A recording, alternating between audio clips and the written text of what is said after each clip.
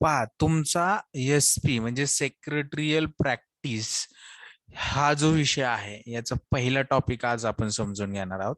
टॉपिकचं नाव आहे संस्थात्मक वित्त व्यवस्थापनाची ओळख. संस्था म्हणजे थोडक्यात कंपनी असेल, भागीदारी संस्था असेल, म्हणजे कोणतंही ऑर्गनायझेशन की जे चालवण्यासाठी सर्वात महत्वाची गोष्ट म्हणजे काय आवश्यक असतं? वित्त. आणि वित्ताचा संबंध कशाची येतो, कोण सांगू शकतंय का? भांडवल निधी. वित्त म्हणजे थोडक्यात पैसा आणि त्या पैशाचं नियोजन. नियोजन म्हणू किंवा आपण त्याचं व्यवस्थापन म्हणू किंवा आपण त्याचं येणं जाणं. म्हणजे आता जर तुमची एखादी बिझनेस ऑर्गनायझेशन असेल, व्यावसायिक संस्था असेल असं गृहीत धरूया, आणि या व्यवसाय संस्थेमध्ये मी तुम्हाला सुरुवातीला सांगितलं होतं की कोणता जरी बिझनेस असला किंवा कोणती जरी संस्था असली, संस्था आहे किंवा बिझनेस आहे असं गृहीत धरूया, या बिझनेसमध्ये दोन ऍक्टिव्हिटी खूप महत्वाच्या असतात. कोणत्या दोन ऍक्टिव्हिटी? बिझनेसमध्ये पैसा असेल तर तुमच्याकडे कोणत्या तरी मार्गाने पैसा येत असेल आणि कोणत्या तरी मार्गाने पैसा काय असेल? जात असेल. बरोबर ना? कारण की पैशाचं येणं आणि पैशाचं जाणं जर एखाद्या व्यवसायामध्ये नसेल तर तो आपण व्यवसाय किंवा बिझनेस म्हणू शकतो का आपण त्याला? नाही. म्हणजेच तुमच्याकडे कॅश, तुमच्याकडे कॅश इनफ्लो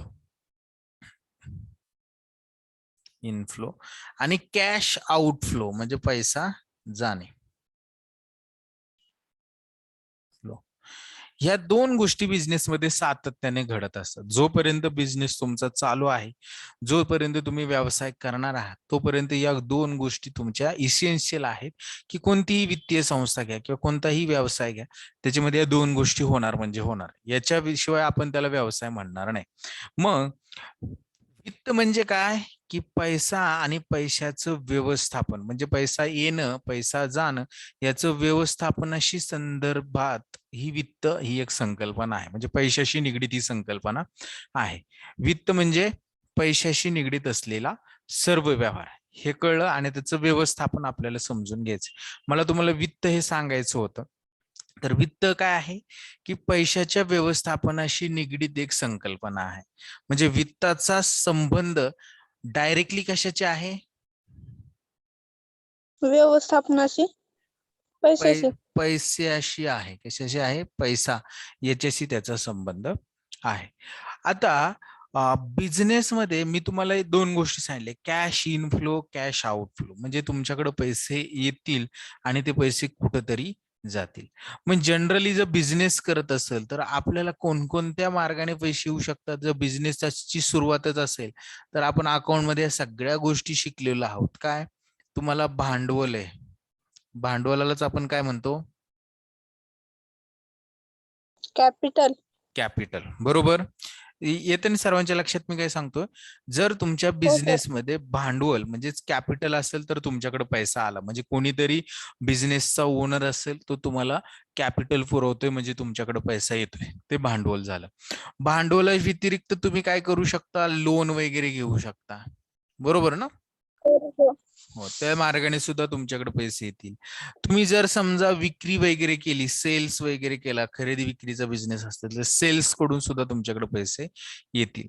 तर हे जनरली आपल्याकडे पैसे येण्याचे ब्रॉड सोर्सेस आहेत. म्हणजे थोडक्यात मोठे मोठे सोर्सेस आहेत असं आपण समजूया. आणि पैसे जाऊ सुद्धा शकतात. कसे? तुम्हाला डेली बिझनेस ऍक्टिव्हिटी करण्यासाठी काय तुमचा एक्सपेंडिचर असेल, म्हणजे आपण त्याला खर्च म्हणू शकतो, एक्सपेन्सेस असतील, त्याच्यामुळे तुमचे पैसे जातील. किंवा तुम्ही भांडवल जर आणलं तर व्यवसाय करण्यासाठी तुमच्याकडे काहीतरी मालमत्ता म्हणजेच असेट आवश्यक असतात. मग ह्या असेट जर तुम्हाला खरेदी करायचे असतील, असेट्स म्हणजे थोडक्यात आपण त्याला मशिनरी म्हणू, बिल्डिंग म्हणू, लँड म्हणू, फर्निचर म्हणू, बरोबर ना? एखादा जर व्यवसाय सुरू करायचा असेल तर ह्या गोष्टींची आवश्यकता आहे. हे रिसोर्सेस आहेत बिझनेसचे, बरोबर ना? तर हे रिसोर्सेस व्यवसाय करण्यासाठी संसाधनांची आवश्यकता असते. मग संसाधने कोणती? तुम्ही भूमी, श्रम, भांडवल हे तर शिकलेले आहात, बरोबर ना? हे व्यवसाय करण्याची संसाधने आहेत, म्हणजे बिझनेस व्यवसाय सुरू करण्यासाठी आवश्यक असतं. मग अशा असेट असतील किंवा तुम्ही काही परचेस वगैरे खरेदी वगैरे केलं तर तुमच्याकडून काय जाईल, पैसे जातील. म्हणजे कॅश काय होईल, आउटफ्लो होईल. तुमच्या बिझनेस मधनं कॅश बाहेर जाईल, म्हणजे पैसा बाहेर जाईल. आणि कॅश इनफ्लो, तुमच्या बिझनेसमध्ये पैसा कुठनं येईल, जर तुम्ही भांडवल उभारलं, लोन घेतलं, विक्री केली उत्पादन करून, तर ह्या सगळ्याकडून तुमच्याकडे काय येईल, पैसे येतील. म्हणजे हे पैशाचं येणंच त्याला आपण म्हणतो कॅश इनफ्लो, आणि पैशाचं जाणं त्याला म्हणणार आपण कॅश आउटफ्लो. हे कळलं का, कॅश इनफ्लो कॅश आउटफ्लो? हो सर. ओके. त्यालाच मराठीतनं म्हटलं जातं गमन.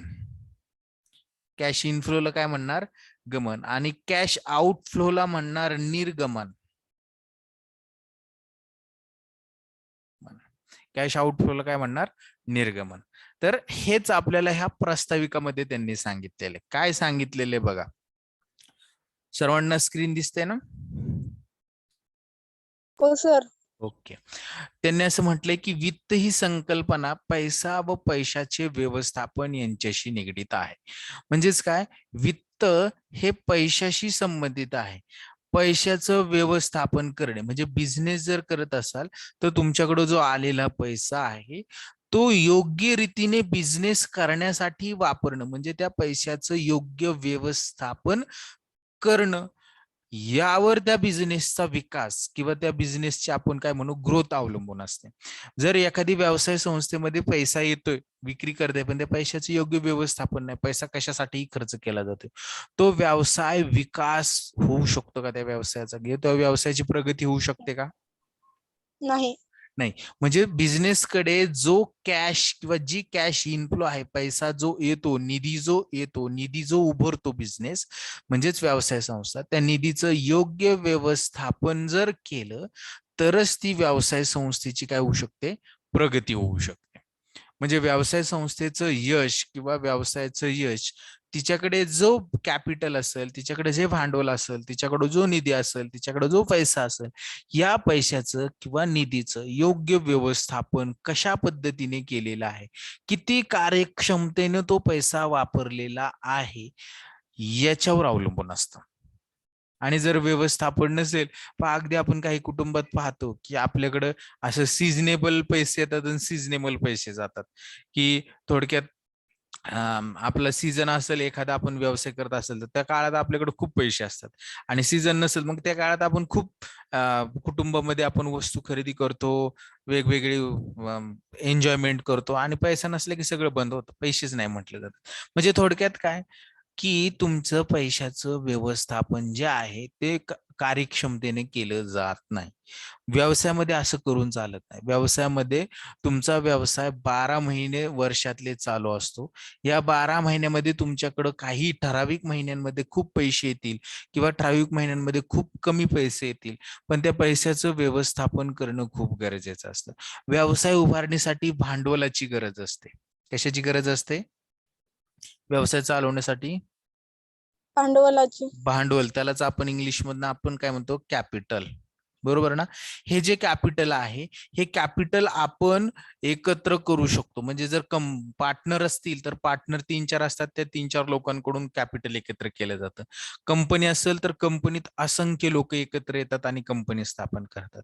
तर त्या अशा असंख्य लोकांकडून हे कॅपिटल काय केलं जातं, कलेक्ट केलं जातं, आणि हे कॅपिटल व्यवसाय करण्यासाठी वापरलं जातं. आणि याचं व्यवस्थित जर व्यवस्थापन केलं त्यालाच आपण कॅपिटल मॅनेजमेंट म्हणू. जर असेल तरच तो व्यवसाय किंवा तो बिझनेस किंवा ती वित्तीय आपण त्याला संस्था म्हणू, व्यवसाय संस्था म्हणू, ती योग्य पद्धतीने पुढे जाऊ शकते आणि प्रगती करू शकते. तर तेच त्यांनी पहिल्यांदा सांगितले की वित्त ही संकल्पना पैसा व पैशाचं व्यवस्थापन याच्याशी निगडित आहे. निधीचे गमन म्हणजे पैसा तुमच्याकडे येतो त्यालाच इनफ्लो म्हणतात, आणि निधीचे निर्गमन म्हणजेच आउटफ्लो याच्याशी ते संबंधित आहे. म्हणजे पैसा येणं आणि पैसा जाणं, पैसा आलेला पैसा व्यवस्थित वापरणे, आणि जो जाणार आहे पैसा तो कोणत्या कारणासाठी जातो त्याचं सुद्धा व्यवस्थित व्यवस्थापन करणे, म्हणजेच काय म्हणणार आपण, वित्तीय व्यवस्थापन म्हणणार, त्यालाच आपण फायनान्शियल मॅनेजमेंट असं म्हणतो. व्यावसायिक संस्थेचे यश हे निधी उभारण्याची क्षमता व निधीचा विनियोग करण्याची कार्यक्षमता यावर अवलंबून असते. म्हणजे तुम्हाला मी म्हटलं की कोणताही व्यवसाय जर करायचा असेल तर तुमच्याकडे पैसा येतो आणि पैसा जातो. जर एखादी व्यवसाय संस्था एखाद्या व्यवसाय संस्थेचं यश जर आपल्याला पाहायचं असेल तर तिची भांडवल उभारण्याची कॅपॅसिटी, म्हणजे तिची भांडवल उभारण्याची कॅपॅसिटी जर कमी असेल तर ती कमी यशस्वी, एकदम तिला यश मोठं संपादन करता येऊ शकतं, कारण की भांडवलच कमी आहे. स्मॉल स्केल मध्ये भांडवल आहे त्यांच्याकडे. आणि जर भांडवल जास्त असेल तर काय होऊ शकते, मोठ्या प्रमाणावर व्यवसाय करू शकते आणि लवकर यशस्वी होऊ शकते. बरोबर ना? हा नियम आहे. समजते ना मी काय सांगतोय? हो सर. हो. म्हणजेच काय, त्यांनी असं सांगितले की व्यावसायिक संस्था ज्या असतात त्यांचं यश त्यांची निधी उभारण्याची क्षमता, म्हणजे भांडवल उभारण्याची क्षमता, तुमच्याकडे किती पैसा येणार आहे हे कशा पद्धतीने तुम्ही उभारू शकता ती क्षमता, आणि तिचा विनियोग करण्याची कार्यक्षमता, म्हणजे तो कसा वापरताय याच्यावर अवलंबून असतं. आलेला पैसा किती तुम्ही उभारू शकता आणि तो कशा पद्धतीने वापरू शकता यावर त्या व्यवसाय संस्थेचं यश किंवा प्रगती अवलंबून असते. इथपर्यंत क्लिअर आहे का सर्वांना? याच्यामध्ये कोणाला काय अडचण असू शकते का? आता हा नाही सब्जेक्टच सर. थिअरॉटिकल आहे, त्यामुळे काय अडचण असणार नाही. आता हेनरी फोर्ड, म्हणजे आता हे एक काय आहेत, एक तज्ञ आहेत. हेनरी फोर्ड हे मॅनेजमेंट म्हणजेच व्यवस्थापनाच्या संदर्भातले एक तज्ञ आहेत. त्यांच्या म्हणण्यानुसार काय आहे, पैसा हा व्यवसायामध्ये एक हात किंवा पायासारखं काम करतो, की आपण जर असेल, आपली कार्यक्षमता असेल किंवा आपण जे करतो हे आपलं कशावर अवलंबून आहे, की आपलं जे शरीर आहे ते शरीराला निसर्गाने काहीतरी अवयव दिलेले आहेत, हात दिलेत, पाय दिलेत, बरोबर. आपल्या हाताने आपण काम करतो, पायाने एका ठिकाणाहून दुसऱ्या ठिकाणी जातो आणि त्यामुळं आपण आपलं आयुष्य व्यवस्थित जगू शकतो. तसंच बिझनेसमध्ये पैसा म्हणजे काय सांगितले त्यांनी, त्या बिझनेसचा एक हात किंवा पाय आहे असं सांगितलंय, आणि याचा वापर व्यवस्थित केला तरच काय आहे, बिझनेस मोठा होऊ शकतो. आपण जर आपल्या हातापायाचा वापर करून जर काहीतरी काम केलं तरच आपण आयुष्य जगू शकतो चांगल्या पद्धतीने. जर नाहीच केलं, नुसतं बसून राहिलं, तर आपल्याला बसून कोण खाऊ घालू शकतं का? नाही. नाही. तसंच बिझनेसच्या बाबतीत आहे. बिझनेसमध्ये पैसा असणं आणि त्या पैशाचा योग्य वापर करणं हे खूप महत्वाचं आहे. म्हणजे बिझनेसमध्ये जसं आपल्याला हातपाय आहेत तसे बिझनेसमध्ये पैसा असणं गरजेचं आहे आणि त्याचा योग्य वापर करणं देखील गरजेचं आहे. म्हणजे त्याचा जो वापर केला नाही पैशाचा त्या बिझनेसमधल्या, तर तो बिझनेस लवकरच बंद होईल. म्हणून त्यांनी असं सांगितलंय की हेनरी फोर्ड जे आहेत त्यांनी अतिशय समर्पक उदाहरण देऊन सांगितलेलं आहे की पैसा हा एखाद्या व्यवसायाचा हात किंवा पाय आहे. एकतर त्याचा वापर किंवा करा किंवा तो गमवा. म्हणजे तुम्ही त्याचा वापर केला नाही तर ते काय होईल, निकामी होईल हळूहळू. व्यवसायात यश मिळवण्यासाठी पैसा किती आवश्यक आहे हे या ठिकाणी अधोरेखित झालेलं आहे. म्हणजे आता जर तुम्हाला मी एवढं जे सांगितलं याच्यावरनं जर व्यवसाय करायचा असेल आणि व्यवसायात यश मिळवायचं असेल तर त्याच्यामध्ये पैसा म्हणजेच वित्त खूप महत्वाचे आहे. त्याच्या डेली ऍक्टिव्हिटीज करण्यासाठी पैशाची गरज आहे. असेट असतील, लॅबिलिटी असतील, त्या खरेदी करण्यासाठी पैशाची गरज आहे. म्हणजे पैसा एखाद्या व्यवसायामध्ये किती महत्वाचा आहे हे आपल्याला याच्यावरून कळतं.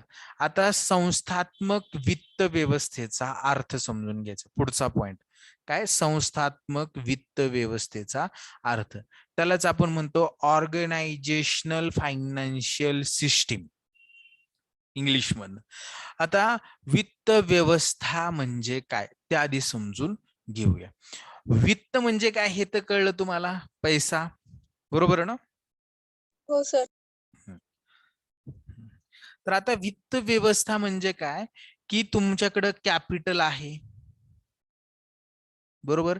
या कॅपिटल तुमच्याकडे आल्यानंतर तुम्ही बिझनेस सुरू केला, काही असेट्स काय केल्या, परचेस केल्या, बरोबर. तुमच्याकडे पैसा आहे, तुम्ही लोन वगैरे घेतलं आणि याच्यामधून तुम्ही बिझनेसला सुरुवात केली. तुम्ही बिझनेस करत असताना काही गुड्स वगैरे परचेस वगैरे केला. त्याच्यानंतर तुम्ही सेल्स करून तुमच्याकडचा काय पैसा आला, सेल्स केल्यानंतर तुम्ही काय तुमचा खर्च झालेला असेल तो खर्च काय केला, पेड केला. म्हणजे थोडक्यात काय, की तुमच्याकडं जो निधी उपलब्ध आहे तो निधी कोणकोणत्या मार्गाने तुम्ही उपलब्ध करून घेतला आणि उपलब्ध झालेला निधी कोण आता हे काय आहेत, मी असं जर म्हंटल, हे आहेत सोर्सेस ऑफ फंड, आणि हे आहेत ऍप्लिकेशन, म्हणजेच काय, ह्याचा आपण म्हणू युटिलायझेशन ऑफ फंड, म्हणजे ह्याचा आपण वापर केला, म्हणजे हे ऍप्लिकेशन्स ऑफ फंड म्हणून. सर मराठीतनं लिहा ना. मराठीत थोडस काय होतं माहितीये का, मला मराठी शब्द लवकर आठवत नाही, पण तुम्ही समजून घेण्याचा प्रयत्न करा, कारण की भरपूर वेळा मी हे इंग्लिश मधनं शिकवल्यामुळं थोडस मराठीतनं मला सांगायला किंवा समजू, पण मी तुम्हाला ते क्लिअर करण्याचा प्रयत्न करेल. सोर्सेस ऑफ फंड म्हणजे काय, तुमच्याकडे पैसे येण्याचे मार्ग, आणि ऍप्लिकेशन म्हणजे काय, तुम्ही ते पैशाचा वापर कसा केलेला आहे, पैसे जाण्याचे मार्ग. कळतंय ना दोघांमधला फरक? हो सर. ओके. म्हणजे तुमच्याकडे भांडवलाच्या स्वरूपात पैसे आले, याला आपण भांडवल म्हणू, कॅपिटल म्हणजे भांडवल, बरोबर. तुम्ही कर्ज घेतलं म्हणजे लोन घेतलं, बरोबर. तुम्ही विक्री केली म्हणजेच काय केला, सेल्स केला, ह्या स्वरूपात तुमचे पैसे येतील. तुम्ही मालमत्ता खरेदी केली, असेट, बिझनेस मध्ये काय परचेस म्हणजे खरेदी केली, माल खरेदी जर केला तर तुमच्याकडून पैसे जातील. खर्च केले तुम्ही बिझनेसचे काय, तर ते तुमच्याकडून पैसे जाणार आहेत. खरखर वाजते ही मागाच्या पासून. ओके, आवाज येतोय का? येतोय सर. ओके, चला. तर आता हे संस्थात्मक वित्तीय व्यवस्था आपल्याला समजून घ्यायची, म्हणजे एखादी व्यवसाय संस्था असेल, तिच्याकडे पैसा कसा येतो आणि आलेला पैसा ती कसा यूज करती, ही सगळी प्रणाली म्हणजे व्यवस्था असते. यालाच काय म्हणतो आपण, सिस्टीम म्हणतो. कळते ना सर्वांना, की येणे आणि जाणे याचं तुम्ही ज्या वेळेस एकत्रितरित्या कंबाईन, म्हणजे तुमच्याकडे तुमचं शरीर आहे, बरोबर, तुम्हाला हात आहे, डोळे आहेत, पाय आहेत, बरोबर, आणि तुम्हाला मेंदू आहे, तुम्ही बोलता चालता सगळे व्यवस्थित करता, हे सगळं एकमेकाशी रिलेटेड. तुम्ही जे तोंडाने बोलता त्या पद्धतीने तुमचे हातवारे होतात, बरोबर. तुमच्या मनात जे मेंदू जो विचार करतो त्या पद्धतीने तुमचे पाय हात काय करतात, मुवमेंट करतात, बरोबर आहे की नाही. म्हणजे हे जे आपले शरीर आहे एक प्रकारची सिस्टीमच आहे. तसंच व्यवसायात सुद्धा हे वित्त येणं आणि वित्ताचा वापर करणं, ही सगळी कार्य एकमेकाशी निगडीत असतात, आणि एकमेकाशी निगडीत असेल तर त्याला आपण सिस्टीम म्हणतो, म्हणजेच व्यवस्था म्हणतो, आणि ही व्यवस्था असते वित्तीय व्यवस्था.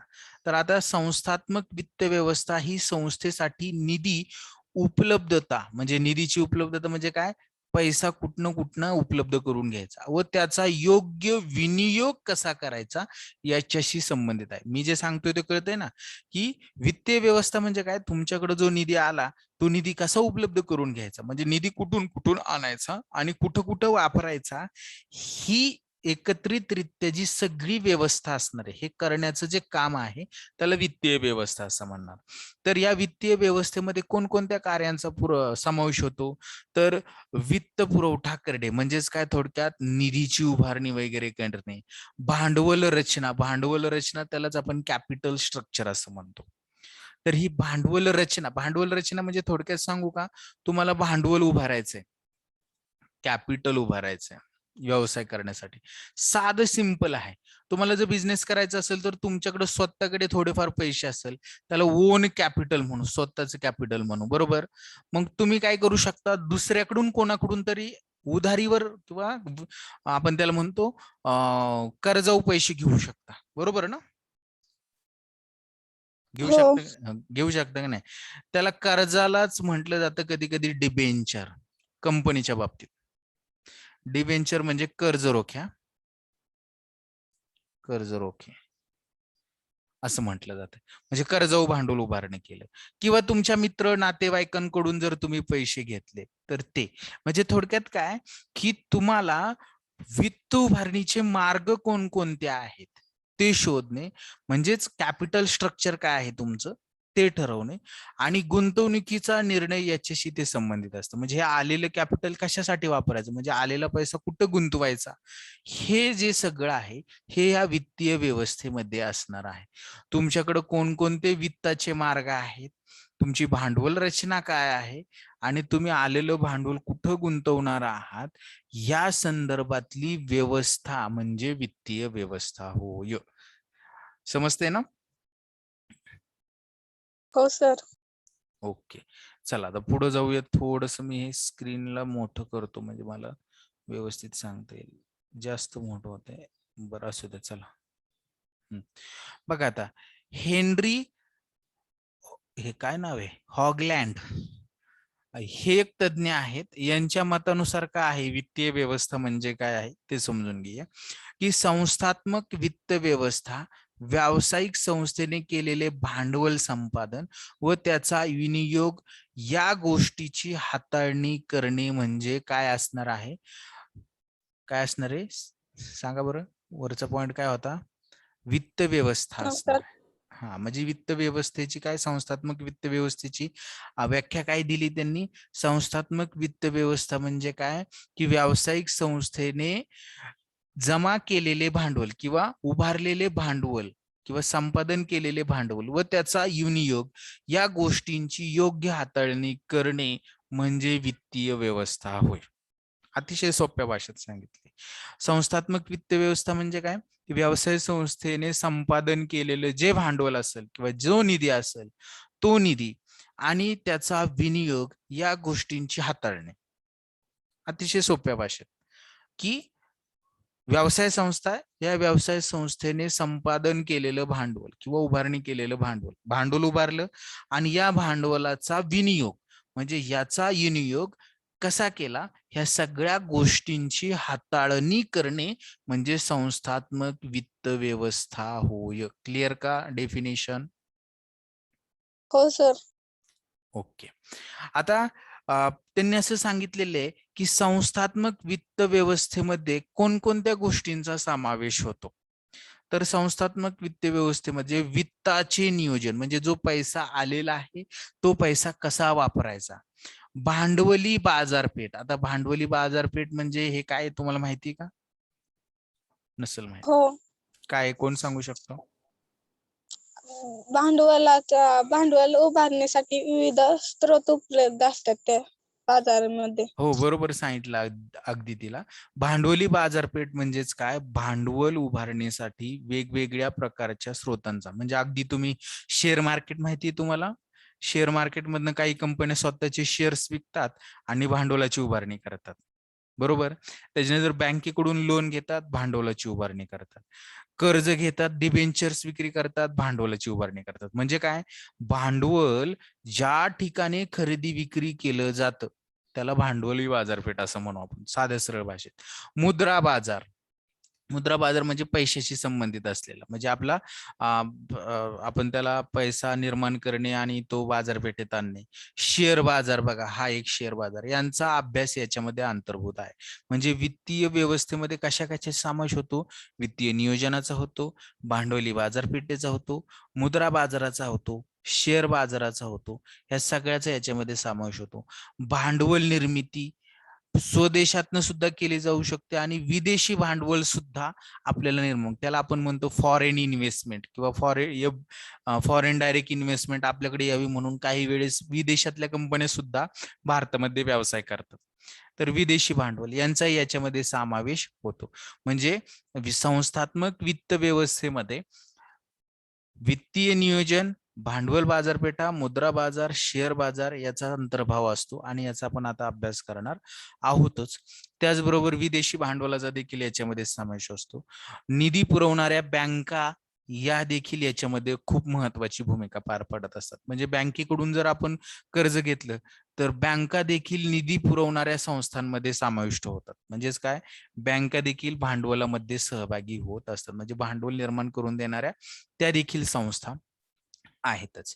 तर आता वित्तीय व्यवस्थापक नमूद केलेल्या काही खालील गोष्टींची खात्री देतो. म्हणजेच काय, आपल्याला वित्ताचं जर व्यवस्थापन करायचं असेल तर हे व्यवस्थापन करत असताना आपल्याला काही गोष्टी आपोआपच खात्री उपलब्ध होते. जर आपण वित्तीय व्यवस्थापन आपलं चांगलं असेल तर, म्हणजे आपल्याला काही गोष्टी खात्रीशीर वाटतात. पहिली गोष्ट म्हणजे काय, संस्थेकडे पुरेसे समाधानकारक वित्त उपलब्ध आहे, म्हणजे पुरेसं भांडवल उपलब्ध आहे जर व्यवस्थापन व्यवस्थित असेल तर. आता वित्त व्यवस्थापक कोण असतो? ह्या वित्त व्यवस्थापकाला म्हटलं जातं फायनान्शियल मॅनेजर. Financial manager. आता हा मॅनेजर काय करतो की संस्थेकडे जो पैसा असतो त्याचं मॅनेजमेंट करतो.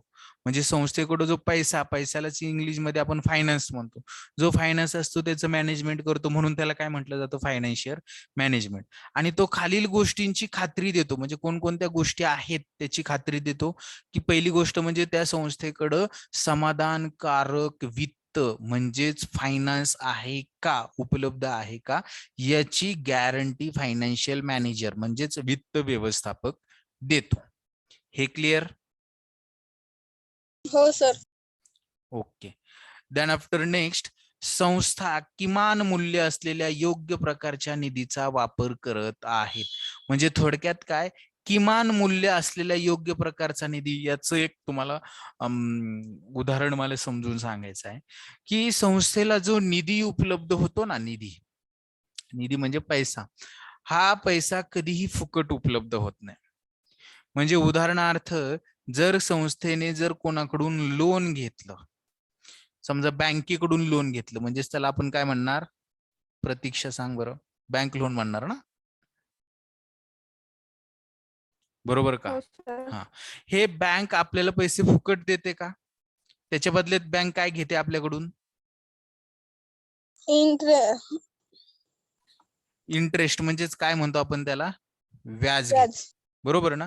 म्हणजे तुम्हाला जो निधी उपलब्ध करून घ्यायचा आहे, तो निधी काहीतरी मूल्य, एक्स्ट्रा पैसे त्याच्यासाठी, म्हणजे बँकेकडून तुम्ही कर्ज घेतलं, त्यालाच आपण कर्ज म्हणूया मराठीमधनं, कर्ज घेतलं तर या कर्जावर तुम्हाला काय द्यावं लागतं, व्याज द्यावं लागतं. म्हणजे या कर्जावर जर व्याज देत असेल तर त्याला आपण कॉस्ट ऑफ कॅपिटल असं म्हणतो. कॉस्ट ऑफ कॅपिटल, कळते ना? कॉस्ट ऑफ कॅपिटल म्हणजे काय ते परत एकदा सांगतो, की तुम्हाला जे कॅपिटल म्हणजेच भांडवल आहे, भांडवल जर तुम्ही घेतलं, भांडवल, व्यवसाय संस्थेने भांडवल घेतले, तर या भांडवलाच्या बदल्यामध्ये ज्यांनी हे भांडवल तुम्हाला दिले त्यांना काय द्यावा लागतो, लाभांश. लाभांश द्यावा लागतो. कर्ज घेतलं, व्याज द्यावा लागते, भांडवल घेतलं, लाभांश द्यावा लागतोय. म्हणजे काहीतरी खर्च तुम्हाला त्या ठिकाणी निधी उपलब्ध केल्यानंतर करावा लागतो. खर्च म्हणजे थोडक्यात काय आपण त्याला म्हणू, कॉस्ट पेड करावी लागते ना काहीतरी. हो. हो. आणि यालाच म्हटलं जातं, म्हणजे तुम्ही जो निधी उपलब्ध केलेला आहे तो निधी कमीत कमी, म्हणजे आता कर्ज जर घेतलं तर तुम्हाला कमीत कमी मूल्यामध्ये, म्हणजे कमीत कमी कॉस्टमध्ये उपलब्ध करून, तुम्हाला जिथं कमी दराने कर्ज भेटतंय, व्याज कमी आहे, त्या बँकेकडूनच तुम्ही कर्ज घ्याल. भांडवलावर तुम्हाला जितका कमी लाभांश ठरवता येईल तितक्या कमी लाभांशावरच तुम्ही ते भांडवल काय कराल, उपलब्ध करून घ्याल. म्हणून मी हे वाक्य मला तुम्हाला या ठिकाणी हे क्लिअर करण्यासाठी मी सांगितलं, की संस्था किमान मूल्य असलेल्या योग्य प्रकारच्या निधीचा वापर करत आहे. म्हणजेच काय, संस्थेकडे जो निधी आहे त्या निधीसाठी, तो निधी उभारण्यासाठी त्यांना जी कॉस्ट, म्हणजेच काय, जे मूल्य द्यावं लागते, कॉस्ट म्हणजे काय, मूल्य द्यावं लागते, ते किमान आहे. किमान म्हणजे काय, कमी आहे. असाच निधी या व्यवसाय संस्थेमध्ये वापरला जातो. हे या फायनान्शियल मॅनेजर कडून किंवा वित्त व्यवस्थापकाकडून ठरवलं जातं. हे क्लिअर का सर्वांना? हो सर. ओके. 3 नंबरचं पहा काय सांगितलंय सर? त्यांनी. हा बोला. सर इंग्लिश मधनं, म्हणजे इंग्लिश कॉमर्स नाहीत का घेते को? प्रतीक्षा आहे का? हो. तुझं इंग्लिश आहे ना? हो. आता काय झालं प्रतीक्षा, नेमकं माहितीये का, काही जण मराठीत, काही जण इंग्लिश आहेत रजिस्ट्रेशन केलेले, असं हा. झाले. हा. तर बघू, आपण त्याच्यावर बोलू जरासं काय करायचं नेमकं. आणि विद्यार्थी पण हो भरपूर सर. कमी आहेत, त्याच्यामुळे थोडस मी सुद्धा कसं टेन्शन मध्येच आहे सध्या. पहा, संस्था नंबर 3चा आकडा समजून घेऊया. संस्था उभ्या केलेल्या निधीचा योग्य वापर करत आहेत. म्हणजे संस्थेने जे काय केलेलं आहे, कर्ज उभारलेलं आहे, भांडवल उभारलेलं आहे, याचा जो वापर आहे तो योग्य प्रकारे होतो किंवा नाही किंवा होत आहे याची खात्री जो फायनान्शियल मॅनेजर म्हणजेच वित्तीय व्यवस्थापक जो आहे तो देतो. म्हणजे वित्तीय व्यवस्थापक खालील गोष्टींची कोणकोणत्या, एकतर त्यांच्याकडे पुरेसा निधी आहे, निधी हा कमी कॉस्टमध्ये म्हणजे कमी खर्चामध्ये तुम्ही उपलब्ध करून घेतलेला आहे, जो निधी उपलब्ध करून घेतलेला आहे त्याचा योग्य वापर संस्था करत आहे, आणि 4 नंबरला त्यांनी सांगितले की संस्थेच्या मालकांसाठी कमाल लाभांश निर्मितीसाठी प्रयत्न करत आहे. म्हणजे संस्था जी आहे भांडवल जे उपलब्ध करून घेतलेले या भांडवलावर जास्तीत जास्त लाभांश कसा निर्माण करता येईल याच्यासाठी देखील प्रयत्नशील आहे.